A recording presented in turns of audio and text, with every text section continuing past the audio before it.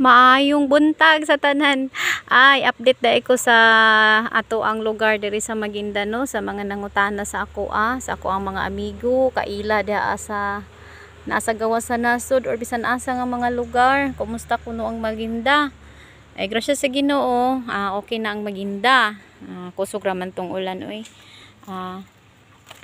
Naapil ta sa kakusog sa ulan, pero gabi mga bandang alas 11 surto alas 12 grabe ang hangin uy. Nya naka-receive pug ko og kanang warning nga ang yuta ko no mo gunho o sana kanang mo si tawag ana kanang mo down daw sa Surigao bato or Agusan del Norte raman to, pero ang tanan ato na lang na-ready atong kaugalingon kay anad naman ta ani sukad pa man ni sa una sa wala pa ta nataos kalibutan naa naman ni nga mga panghitabo.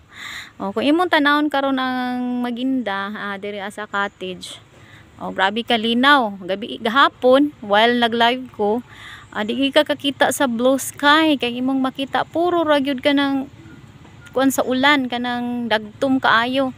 Ganina nakakita ko da nga nay naglupad-lupad banog ba to aglila, pero sa tanaw nako murag banog tulo to ka buok.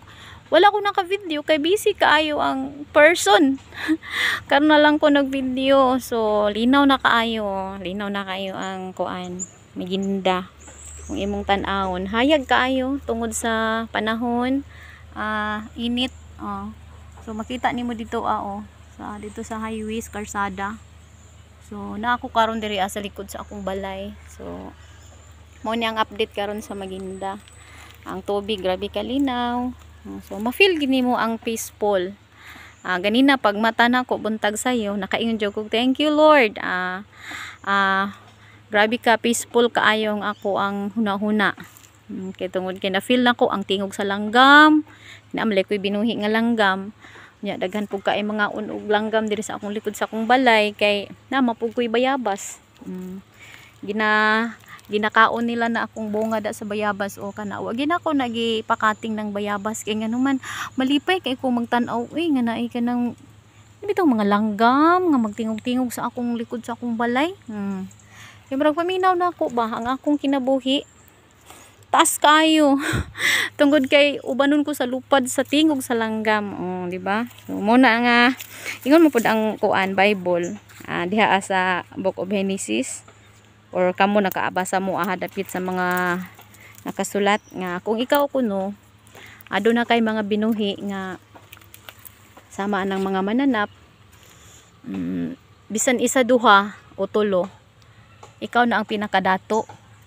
Wow, pinakadato na day kay kaana kung mamuhi kaana nga mga hayop no. Bitaw kay kana bita sila di ba gina sila mananom tanan mga hayop dili ba gid taon mananom igo ra ba gid tanan sila ati manon og amo. So mo na nga blessed kay ikaw kung naa kay mga hayop karon. Mo na ako batasan na gid nako nga magbuhi jud kog mga hayop.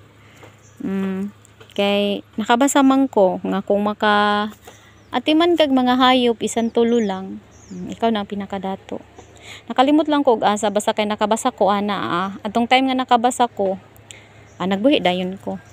Sa una dili magyud ko hiling ang mga hayop kay maluoy ko nya maski gani ka nang bitin maluoy ko or mahadlok ko. Wala ko makakita ko mga hayop bisan unsa nga klase-klase nga mga hayop di gid ko mopatay kay nganuman maluoy man jud ko kay susama ra ba na sa ato na kinabuhi. So moro to no update na ko diri sa Maguinda o tan-awan ninyo. Hayag na kaayo ang adlaw na sa akong balay.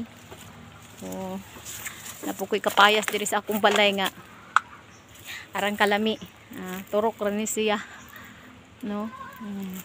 Diri sa akong balay ganahan ko diri mag video kay naay dako kaay diri ang kuan kana bitong bao nga unsa man na siya basta kay dako siya orange ang iyang color na diri sa akong likod.